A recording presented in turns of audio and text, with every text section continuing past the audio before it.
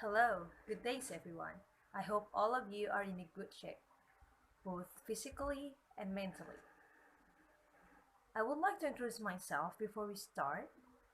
My name is Adelia Rizqi Rachmadana, and I am here as the moderator for this seminar and also the first speaker to present our research. For your information, each speaker will present a short story from Slasher Girls and Monster Boy. It is a collection of horror short stories. As for me, I choose The Sleepless by Jay Kristoff.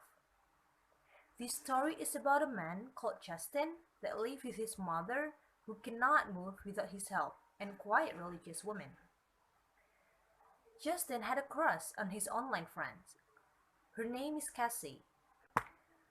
But unfortunately, his mother never liked any girls he close to, and always says that all girls are the same.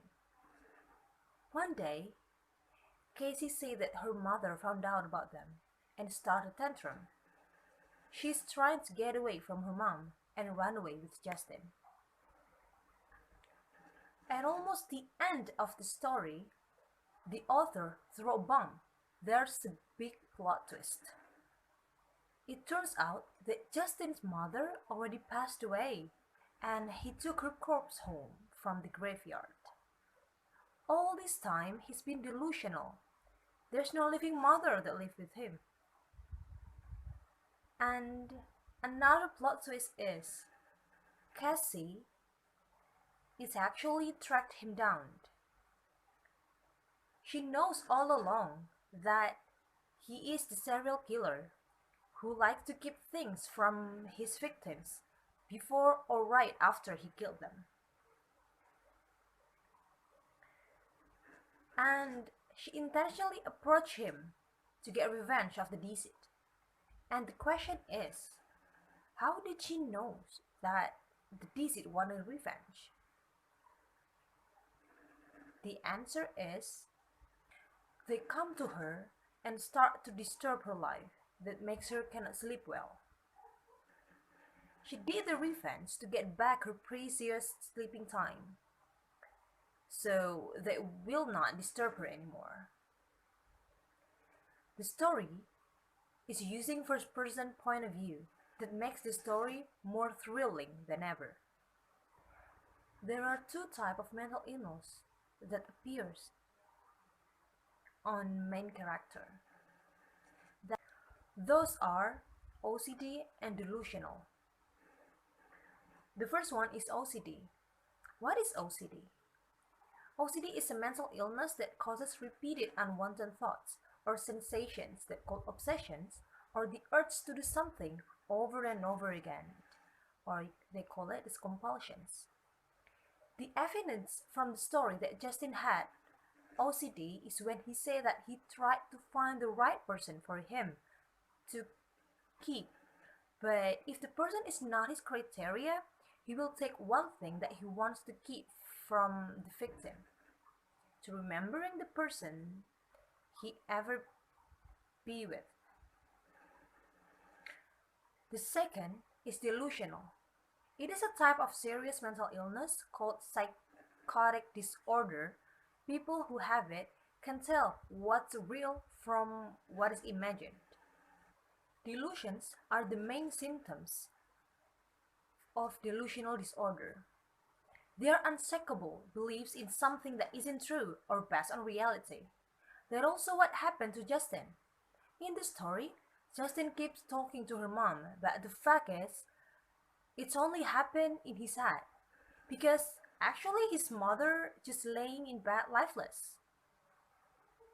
Cannot even answer what Justin said. And that is the evidence that Justin also had. That's all for my presentations. And then now next to the second speaker.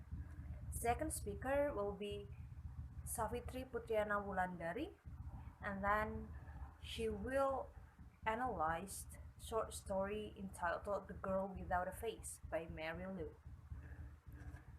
The time is yours. Thank you so much, Madel, for giving me the opportunity to talk and to present my presentation.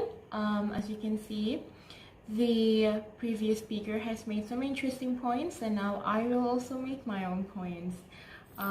Let's zoom in, and we're gonna start talking about what you can see on the screen right now. The title of this presentation will be Horror Stories Trope, Mental Illness with Literature Representation. My cat has separation issues. Okay.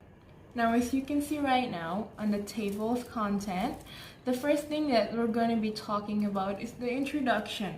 Now, we're going to be introducing the story and the mental illness that we will be discussing. And then the second one, we'll be talking about the actual story, which is in this book right here.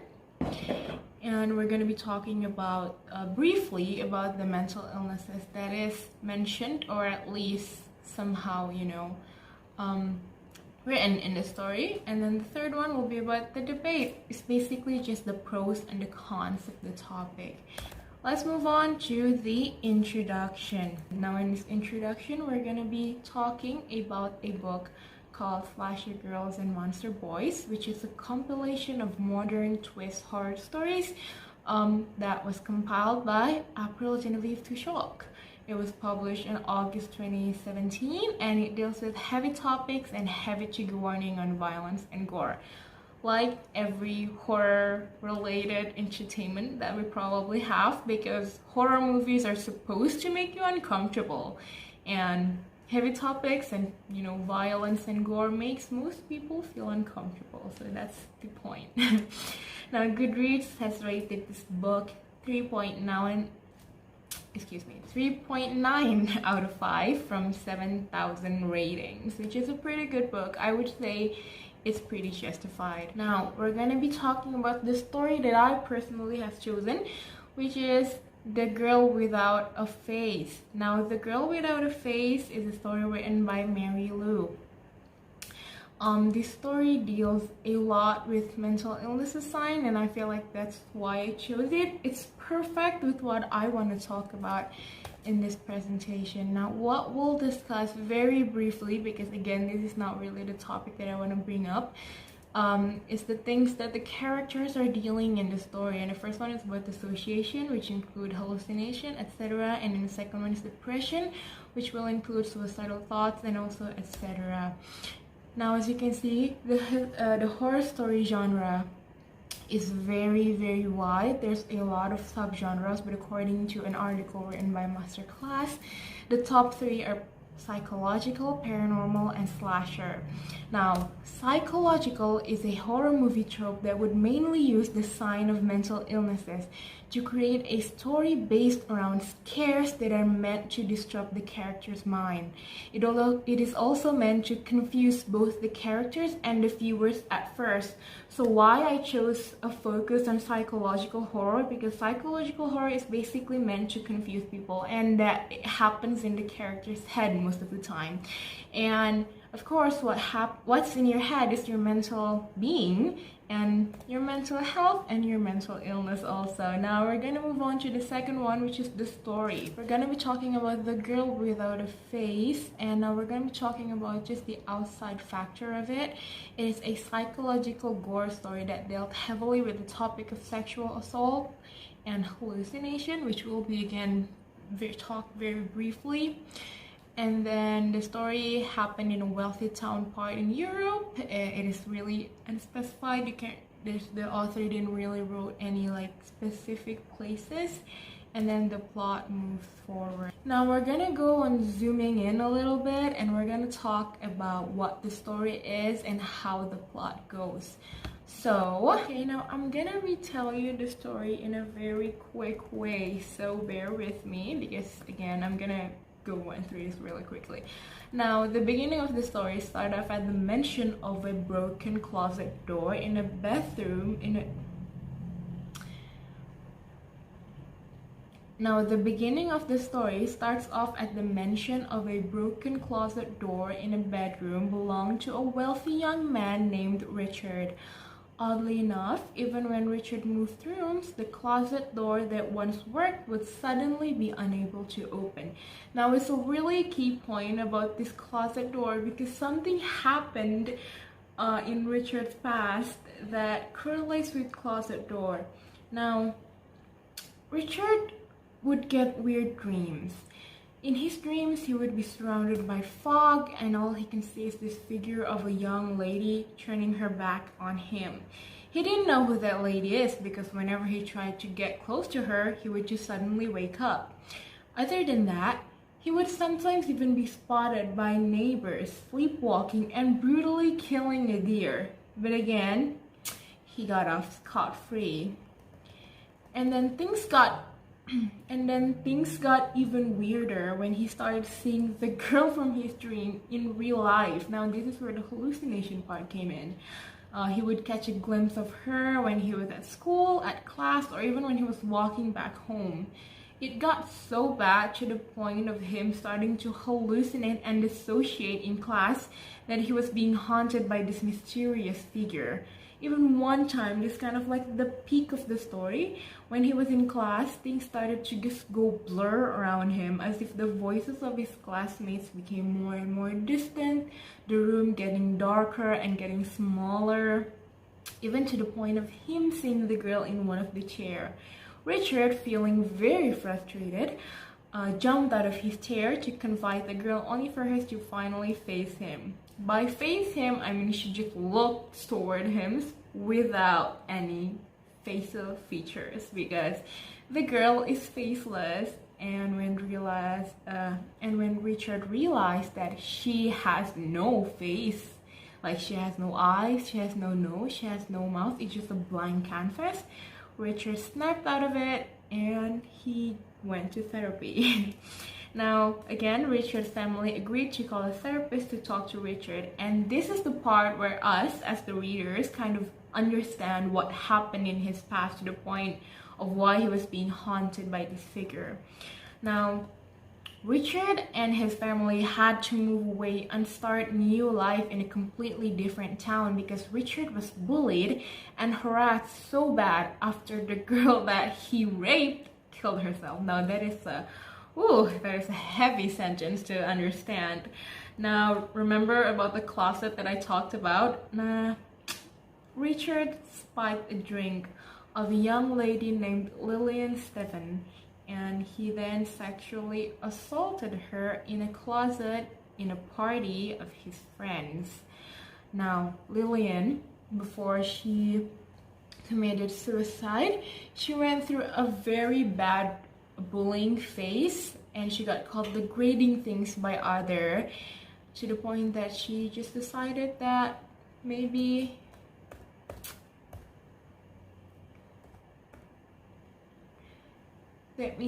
she just doesn't want to live anymore, which is very sad. And things escalated when the closet door opened in his room and Lillian was there. She was sitting in the corner of the closet door that was once broken, with her wrist slashed open with blood running out of them. Long story short, she convinced Richard that the only way for him to escape is by slashing his own wrist. Richard agreed, but too bad, the cops were able to retrieve him safely and put him in a psych ward. The story ended with Richard being an inpatient in the psych ward.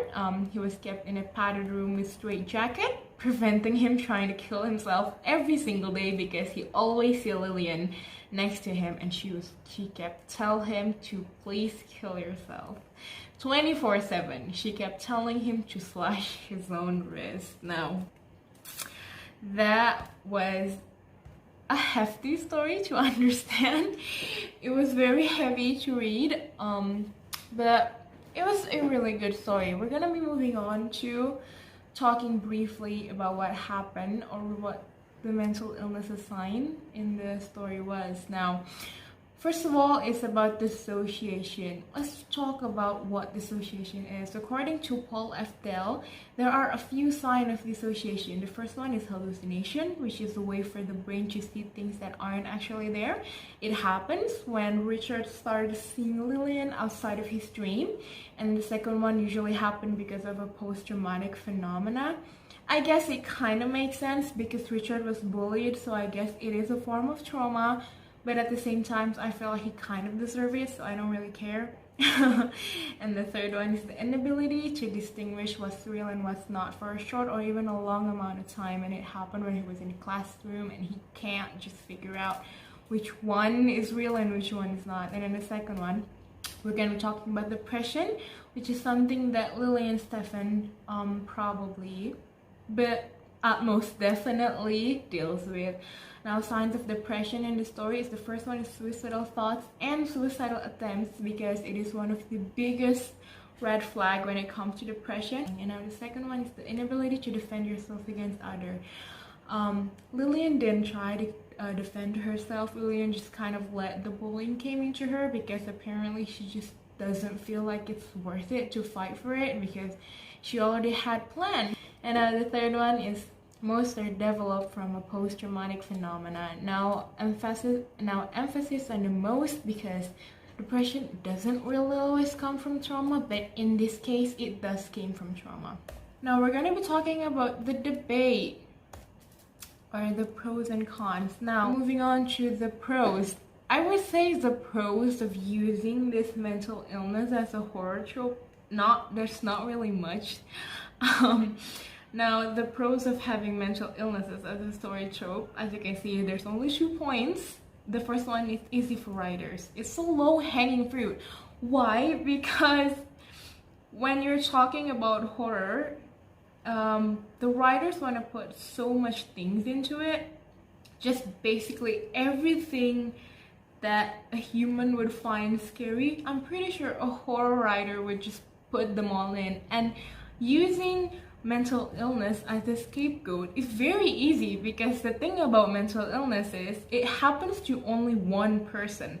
Like, even in this story, the only one who's dealt with it is Richard, while others just looked at him like, what is wrong with you? You know, it can, at some point, it's very easy for writers to be a lot more creative, because there's not really anything called boundaries when you're using a psychological, because like human minds are intricate. And then the second one, that it sells.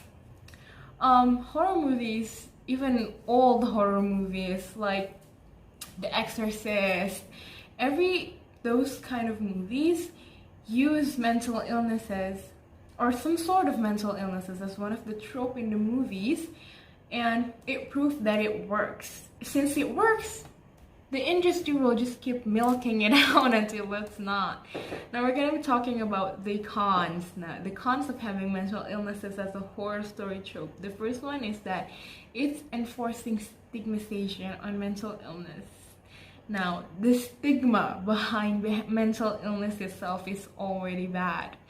I feel like a lot of people just think people who have undiagnosed mental illness, or even diagnosed mental illness, would probably think that, oh, you're just ungrateful, oh, you just need to pray more. And while it is good to have something to hold on to, like religious belief, but at the same time, the stigma behind mental illness is already bad. Now you imagine with the bad stigma that mental illness already has, and then put them into a horror movies. People will suddenly think that you're exorcised, that you were possessed and you need exorcism. And then the second one is that it's dehumanizing, because it's just reducing people to what that mental illness is. It's reducing Lillian to just the girl who killed herself, you know. And the third one is profiting off serious issues. Now this is a very interesting topic to talk about, because most of these writers who wrote stories about mental illness has probably done little to no research at all, and it's very it creates a basically negative impact to the community. Now for the last one is the conclusion. Now, mental illness is a serious issue that do need to be popularized for people to understand and to destigmatize it. Keyword, destigmatize, which means we have to do it correctly. When done correctly, it can be very beneficial to the community who are affected by said illness and would spread knowledge and information. How do you do that? Talk to people who actually dealt with it every day. Now, this is the end of my presentation. You can see my cat's tail. She's right here. Thank you so much for watching this presentation. I appreciate it a lot. It has been fun researching and just reading books and reading, a lot of new things. So thank you so much for this opportunity.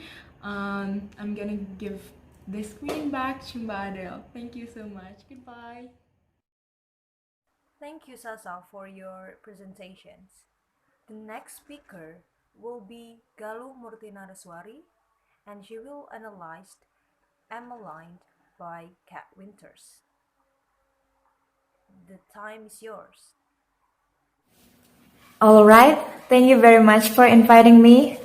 So I'm going to talk today is about a book titled Slasher Girls and Monster Boys, compiled by April Genevieve Tucholke, and I specifically would like discuss a story titled Emmeline by Kat Winters. So the story took place in northern France in 1812, where at the time World War I was centered in Europe. At that time, there was a 17-year-old named Emmeline who was living with her family in that war ground. One night, several American soldiers visited Emmeline's house and intended to stay in her barn for the night. When the American soldier was welcomed and they were having a meal together with Emmeline's mother and sister, one of soldiers entered a room that was forbidden by Emmeline's mother. As the room dark, lit only by a moonlight, full of soot and brick rubble, which Emmeline was already inside. Behind the dark shadow, Emmeline looked at the figure of the soldier and was amazed by that figure. He's so handsome and has striking eyes. His body was lean and also muscular, typical of soldier's body. And his name is Emerson Jones. Emmeline really adored him and she started teasing that guy. And she seems to have succeeded in giving seduction with him because he seemed to be attracted to Emmeline. And then they had several conversations between both of them. In the midst of conversation between both of them, Emmeline began to seduce that American soldier again rather forcefully and intensively. She did this slowly but steadily, unlike before when she was too hasty to kill her target with stabs. She was stabbing a German soldier, but problems happened after that. Her father was blamed for the violence that occurred and he was shot dead in the front garden. Emerson was seduced by her seduction in the ruined bedroom. When Emerson fell asleep with his eyes closed, his whole body gone slack. Emmeline suddenly choked Emerson's neck tightly using her red scarf. And then Emerson woke up and began to pant. He tried to remove the noose in his neck, but with no success, so he reacted that by stretching and struggling. In the midst of Emmeline's attempt to kill Emerson, 4 soldiers walked into Emmeline's bedroom and thwarted Emmeline's action in killing Emerson, and his life was saved. Emerson absolutely had no idea what Emmeline had done to him. He couldn't believe Emmeline had just tried to kill him after he was very gentle to her. Now we're going to move on to the next section, which is analysis usage of mental illness as character in horror story. In this murder case, in this story was told by Cass Emmeline in her point of view. She has done the murder of her victim with a pretty good strategy in which she showed her interest in victim, treated the victim nicely, and then suggested the victim to get close to her, and when the victim became weak, she tried to kill the victim. From what I have analyzed, Emmeline likely has antisocial personality disorder or ASPD. ASPD describes someone who feels no remorse or guilt for their action and who continuously violates other people's rights without considering the consequences. From the story, Emmeline's character shows the symptoms that refer to someone with ASPD. People with ASPD tend to express antagonism, as happened to the character Emmeline. Manipulativeness. She manipulates the victim by treating the victim nicely, build a romantic nuance, seduce the victim until at that right time she tries to kill the victim. Deceitfulness. She pretends to admire the victim and adore the victim for the sake of the successful of her strategy. Callousness. Has been proven when this murder was not the first time she has done, even though the previous murder she had done had caused his father being shot and died for her mistakes. But she still continued to do the same without guilt. Risk-taking. She doesn't think about the consequences that could befall her family or even happen to herself from attacking a German and non-American soldier.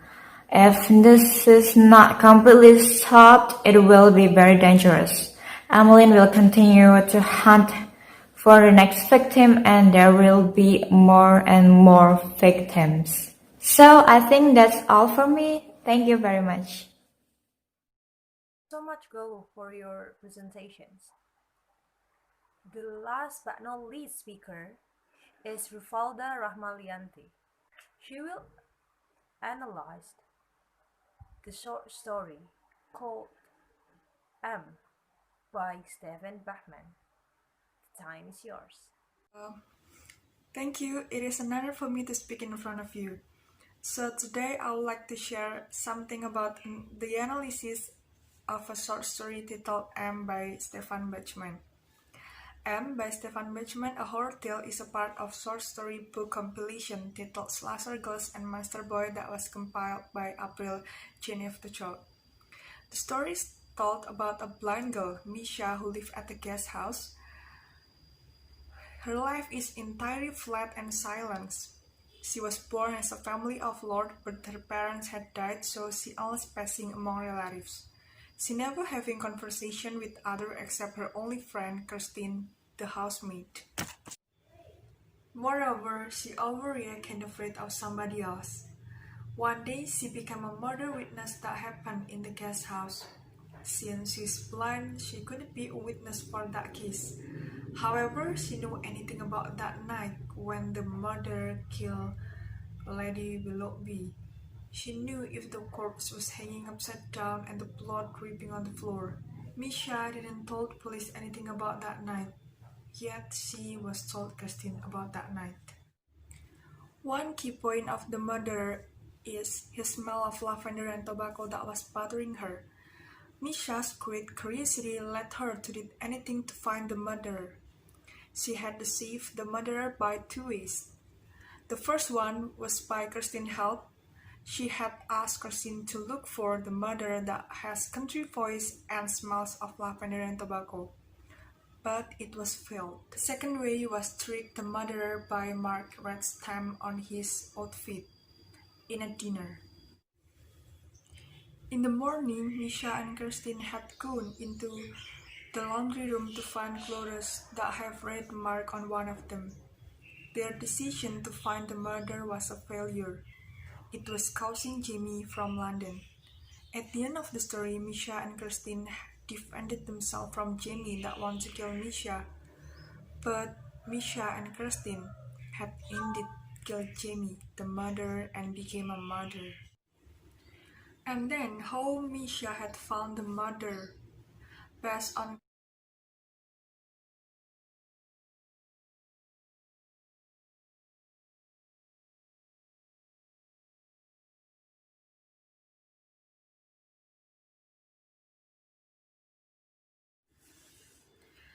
Here is the analysis of greed. Curiosity might be causing a problem that harm others, related to the main character's mental health, and how it became a topic that make the story categorized as a horror tale. That Misha has told as a blind girl who fearful, overreact, and has great curiosity, it could be analyzed with a couple of theories, which are GAD, generalized anxiety disorder, and OCD, obsessive compulsive disorder. GAD is a condition when somebody feeling over-worried, nervous, and anxious. This one categorized as mental illness. The symptoms which indicated to GAD are insomnia, worried about trivial things, and cold sweat. Here is the evidences of Misha's behavior which indicated to GAD.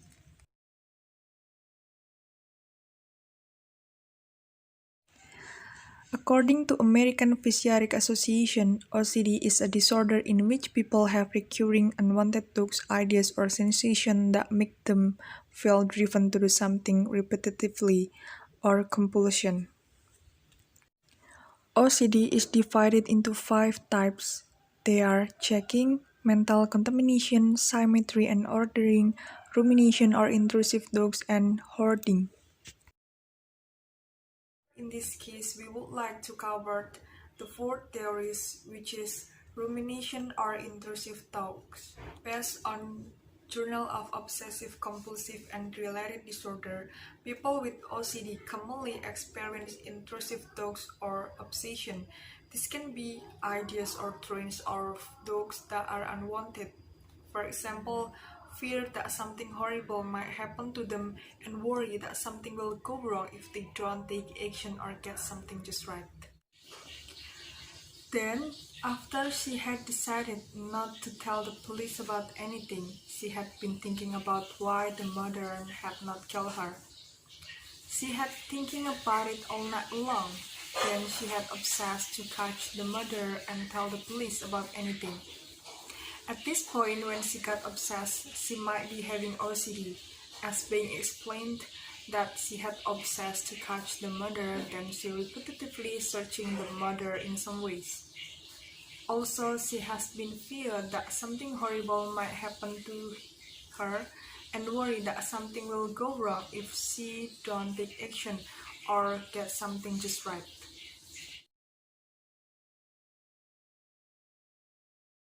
Connection between these 2 theories is Misha probably having mental illness between GAD and OCD. She was afraid of everything, but after that night she has turned her fearfulness into bravery. Yet, bravery changed into an obsession which brought her into damage. Be a mother. The circumstances when Misha and Kirsten unraveling the murder puzzle which overwhelmed with fear and anxiety brings this story to life with mystery. The moral message that comes from this story is to be careful in making decisions, leave it to who have out read this, and don't be afraid of something because it could harm ourselves. Thank you so much. I hope the moral value of this story might be helpful in our life. Thank you. Thank you so much, Rifalda, for your presentation. We're approaching to the end of seminar. We hope this presentation helped us to become more aware of mental illness. Thank you so much for your attention, and do let us know if you have any suggestions or review regarding our presentations. Thank you.